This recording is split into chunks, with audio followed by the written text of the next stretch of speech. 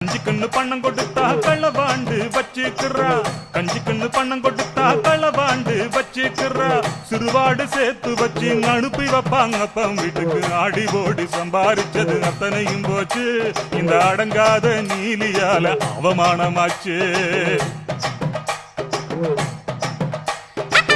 அள்ளி கொடுக்கிறாரே அவருடைய அக்காளுக்கு, அள்ளி கொடு